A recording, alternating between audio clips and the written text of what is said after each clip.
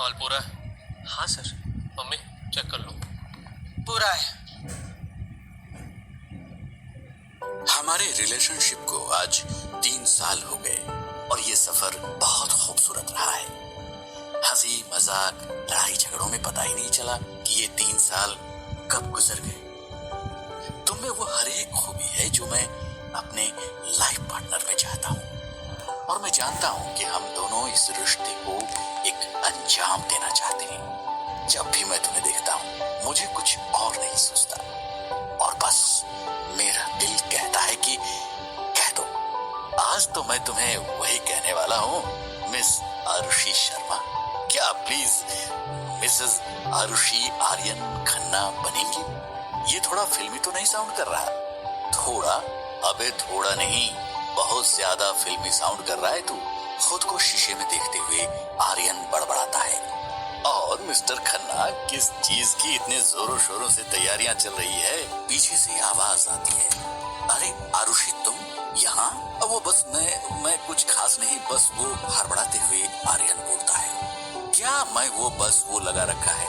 मुझे देख के इतना चौंक क्यों गए बुद्धू? खिलखिलाते हुए आरुषि आर्यन के सिर पर ठपकी मारते हुए कहती है, अरे नहीं नहीं ऐसा कुछ नहीं है, वो तुम अचानक से रूम में आ गई ना, बस इसलिए। बालों में हाथ फेरते हंसते हुए आर्यन बोला, ओह ओके, तो क्या अब तुम्हारे रूम में आने के लिए मुझे तुम्हारी परमिशन भी लेनी पड़ेगी? भौहें चढ़ाती हुई आरुषि बोली, नहीं नहीं कैसी बातें कर रही हो, ये सब कुछ तुम्हारा ही तो है, ये कमरा भी और मैं भी। मुस्कुराते हुए आर्यन आरुषि को अपनी बाहों में भर लेता है।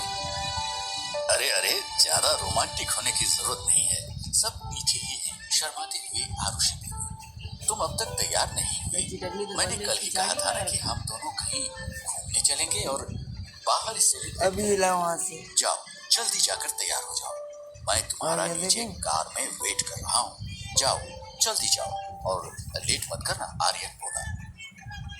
आर्यन, मुझे एक अजीब सी घबराहट हो रही है, जैसे कुछ गलत होने वाला है।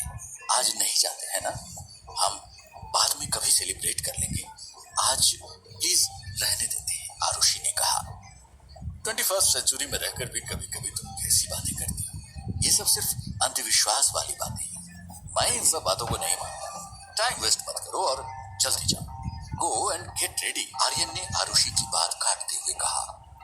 मुझे पता है तुम इन सब बातों में नहीं मानता, पर मैं तो मानती हूँ ना, और मुझे सच में कुछ ठीक सा नहीं लग रहा, आरुषि ने कहा। ठीक है मत जाओ, मैंने सोचा था बिजनेस मीटिंग के साथ साथ सेलिब्रेशन भी हो जाएगा। वैसे भी हम दोनों शहर से बाहर नहीं जा पाते, पर ठीक है, तुम अपने अंधविश्वास पर विश्वास रखो और घर पर ही रहो। नाराज होकर आर्यन बोलता है, ओके बाबा नाराज मत हो, मैं जल्दी से रेडी होकर आती हूँ, तुम वेट करो। मैं यूं गई और यूं आई, आरुषि बोली। आर्यन और आरुषि बचपन से एक दूसरे से ही बहुत अच्छे दोस्त हैं। स्कूल से लेकर कॉलेज तक दोनों साथ थे। आर्यन बहुत सीधा और सच्चा लड़का है, वहीं आरुषि उतनी ही चंचल और खुशमिजाज लड़की। कॉलेज के कुछ सालों में दोनों को ये बात समझ आती है कि वे दोनों एक दूसरे से बहुत प्यार करते हैं और दोनों शादी भी करना चाहते हैं। पर आर्यन पहले अपना बिजनेस बिल्ड करना चाहता है और आरुषि के भी अपने सपने हैं। दोनों एक दूसरे को सपोर्ट करते हैं, बस देर है तो लाइफ में सेटल होने की। अरे जल्दी नीचे आओ, हम दोनों लेट हो जाएंगे और फिर रास्ते में ट्रैफिक भी बहुत होगा, जल्दी आओ, कार का हॉर्न बजाते हुए आर्यन ने आरुषि को आवाज दी। अरे आ रही हूँ, तुम्हें हमेशा इतनी जल्दी क्यों होती है? पता है ना जल्दी का काम शैतान का, आरुषि खिड़की से बोली। चलो तुम लोग ठीक से जाना और अपना ध्यान रखना, पहुंचते ही कॉल कर देना, वरना हम लोगों की चिंता लगी रहेगी, आरुषि की माँ बोली। जी आंटी, आप बिल्कुल परेशान मत हो, मैं हूं ना इसका ख्याल रखने के लिए। हाँ पर ये लड़की मेरी कोई बात कहाँ सुनती है, एक नंबर की जिद्दी है, आप ही इसे जरा समझाइए कि मेरी बात माने, आर्यन बोला। हाँ हाँ बेटा, तुम साथ हो तो किसी बात की कोई टेंशन नहीं, और तुम्हारी तो क्या, ये पागल लड़की किसी की बात नहीं सुनती, आरुषि की माँ बोली। ठीक है, अगर मेरी तारीफ हो गई हो तो क्या हम चलें? या फिर आप कहें तो मीटिंग यहीं करवा लेते हैं। क्यों मिस्टर खन्ना, आरुषि ने चिढ़ाते हुए कहा। हाँ चलते हैं ना, पहले खुद लेट करती हो और अब मैं और आंटी इतने इम्पोर्टेंट टॉपिक पर बात कर रहे हैं तो तुम्हें जल्दी की पड़ी है। आर्यन ने आरुषि का मजाक बनाते हुए जवाब दिया। दोनों घर से निकले, हंसते गाते सफर अच्छा कट रहा था। ठंडी हवा और कार में बज रहे रोमांटिक गाने माहौल को और खुशनुमा बना रहे थे। बातों बातों में वक्त का पता ही नहीं चला। बीच बीच में आर्यन और आरुषि एक दूसरे को देखते और मुस्कुरा देते। अरे बुद्धू, बस गाड़ी में घुमाते ही रहोगे या कुछ खिलाओगे भी? मुझे भूख लग रही है, आरुषि ने कहा। पहले बोलना चाहिए था ना, मुझे कैसे पता चलेगा कि तुम्हें भूख लगी है? तुम कार में वेट करो, मैं जरा आसपास देख के आता हूँ कि यहाँ कुछ ढंग का खाने को है या नहीं। आर्यन कार रोड के किनारे लगाते हुए बोला। पास में ही फूलों की एक छोटी सी दुकान थी, बहुत सुंदर सुंदर और तरह तरह के फूलों से सजी हुई। वहाँ एक छोटी सी बच्ची बैठी थी जो कि दुकान अकेले ही चला रही थी। बेटा ये लाल गुलाब कितने का दिया? आर्यन ने बच्ची से पूछा। 20 रुपए का भैया। तुम्हें ये दीदी के लिए लेना है ना, वो जो सामने गाड़ी में बैठी? टिटलाते हुए छोटी बच्ची बोली। तुम्हें कैसे पता चला? शर्माते हुए आर्यन बोला। बस यूं ही लगा तो कह दिया। खैर तुम दोनों की जोड़ी खूब जमेगी, बच्ची ने जवाब देते हुए कहा। हेल्प! आर्यन बचाओ, बचाओ मुझे, छोड़ो मेरा हाथ। कौन हो तुम लोग? मैंने कहा छोड़ो। आर्यन प्लीज जल्दी आओ। चीखते चिल्लाते हुए आरुषि की आवाज आर्यन को सुनाई दी। आर्यन ने मुड़कर देखा तो कुछ गुंडे आरुषि को गाड़ी से बाहर निकालकर जबरदस्ती ले जा रहे थे। आर्यन भागते हुए वहां पहुंचा और उन गुंडों से भिड़ गया। रुको, छोड़ो उसे, मैंने कहा छोड़ो उसे। आरुषि तुम घबराओ मत, मैं हूं ना, छोड़ो उसे कमीनों। गुस्से में आर्यन तमतमाते हुए बोला। हाथापाई बहुत बढ़ गई, सामने 4 गुंडे और आर्यन अकेला। फिर भी वो पूरी हिम्मत से लड़ता रहा। अचानक एक गुंडे ने लोहे की मोटी रॉड से आर्यन के सिर पर पीछे से हमला कर दिया। आह की आवाज करके आर्यन जमीन पर जा गिरा। आर्यन चिल्लाते हुए आरुषि ने आर्यन की ओर जाने की कोशिश की। वो गुंडे आरुषि को घसीटते हुए एक दूसरी गाड़ी में बैठा कर ले गए। आरुषि मदद के लिए चिल्लाती रही पर कोई नहीं आया। आसपास खड़े लोग भी पुलिस के चक्कर में फंस जाने के डर से बस तमाशा देखते रहे। खून से लथपथ पड़े आर्यन ने बेहोशी की हालत में भी उठने की कोशिश की पर लड़खड़ा के गिर गया। वो दोबारा उठा और गाड़ी के पीछे भागा। रोको, रोको गाड़ी, कहाँ ले जा रहे हो उसे? कोई तो मदद करो प्लीज, कोई गाड़ी का नंबर नोट करो। आर्यन गिरते पड़ते गाड़ी के पीछे भागते हुए बोला। क्या आपने देखा कि वो कौन सी गाड़ी थी? क्या नंबर था? किसी ने देखा कि वो लोग कौन थे? प्लीज कोई पुलिस को कॉल लगा दीजिए। आर्यन यहाँ वहाँ खड़े लोगों के पास जाकर कहने लगा। अरे कोई तो सुनो, कोई तो मदद करो। गुस्से में आर्यन चिल्ला रहा था पर कोई नहीं सुन रहा था। लोग उसके सामने से भागते हुए उसकी कार के पास इकट्ठा हो रहे थे। आर्यन भागते हुए अपना फोन लेने कार की ओर बढ़ा पर वहां भीड़ लगी हुई थी। अरे हटिए, हटिए यहाँ से, कहते हुए आर्यन ने एक आदमी के कंधे को हाथ से धकेला पर उसका हाथ हवा की तरह उस आदमी के शरीर को बाहर कर गया। आर्यन हैरान था, उसे समझ ही नहीं आया कि क्या हुआ। उसने दोबारा कोशिश की और फिर वो उस आदमी को छू तक नहीं पाया। वो घबराकर पीछे हट गया। ये क्या हो रहा है? मैं किसी को छू क्यों नहीं पा रहा? कोई मुझे बताएगा कि आखिर हो क्या रहा है? आर्यन शॉक्ड होकर बोला। लोग अभी भी भीड़ लगाए खड़े थे। कोई 100 डायल कर रहा था, कोई एम्बुलेंस को कॉल लगा रहा था। आर्यन ने आगे बढ़कर देखा तो उसकी आंखें फटी की फटी रह गई। वो सहम गया और लड़खड़ाकर गिर गया। उसने देखा कि उसकी बॉडी रोड पर पड़ी हुई है, चारों तरफ बस खून ही खून। उसे खुद की आंखों पर विश्वास ही नहीं हुआ। उसे लगा जैसे वो कोई बुरा सपना देख रहा है। वो इधर उधर दौड़ता रहा, लोगों के सामने जाकर बात करने की कोशिश की पर कोई उसे देख नहीं पा रहा था। ये मेरे साथ क्या हो रहा है?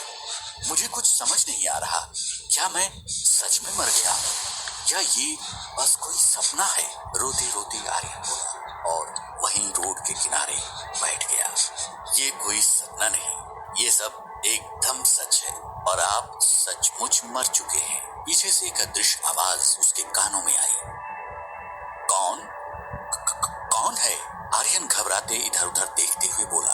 अरे मैं हूँ, आपका नया दोस्त। दोबारा आवाज आई। कौन?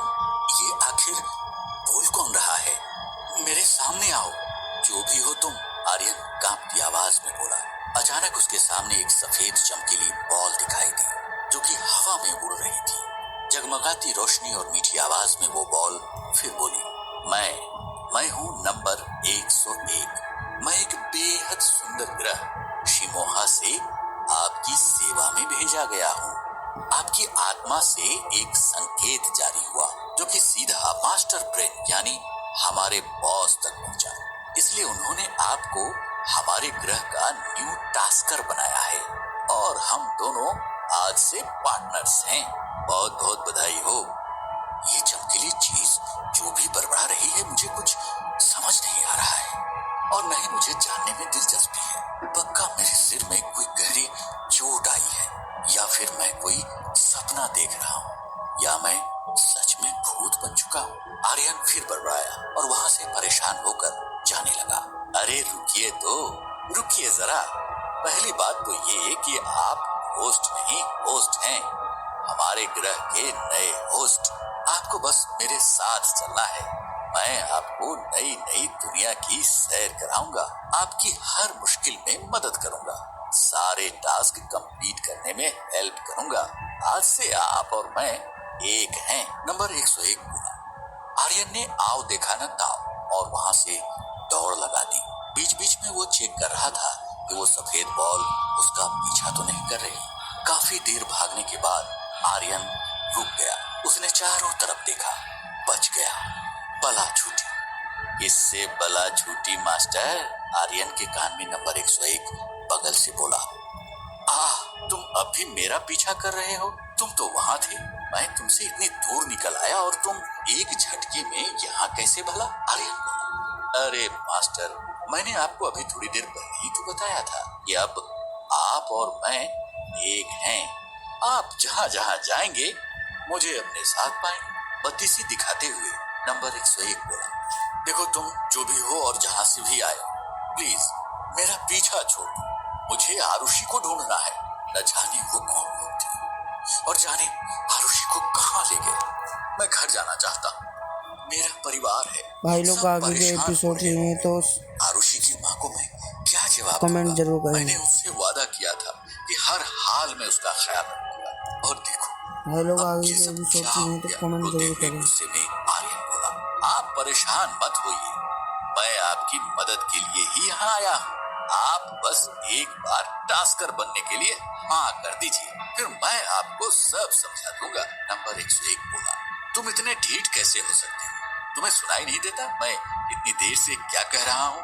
जाओ यहाँ से और मेरा पीछा मत कर, मुझे तुम्हारी कोई बकवास अब नहीं सुननी। आर्यन ने चिल्लाते हुए नंबर 101 से कहा। अगर मैं कहूँ कि मैं आपको फिर से जिंदा होने में और आरुषि से मिलवाने में मदद कर सकता हूँ, तो भी मेरी बात नहीं सुनना चाहोगे? आर्यन को ललचाते हुए नंबर 101 बोला। क्या कहा तुमने? आर्यन ने तपाक से पूछा। कौन थी ये चमकीली सफेद गेंद और उसे आर्यन से क्या चाहिए? क्या आर्यन सच में ह्यूमन वर्ल्ड में वापस आ सकता है या ये सब कोई सपना ही है?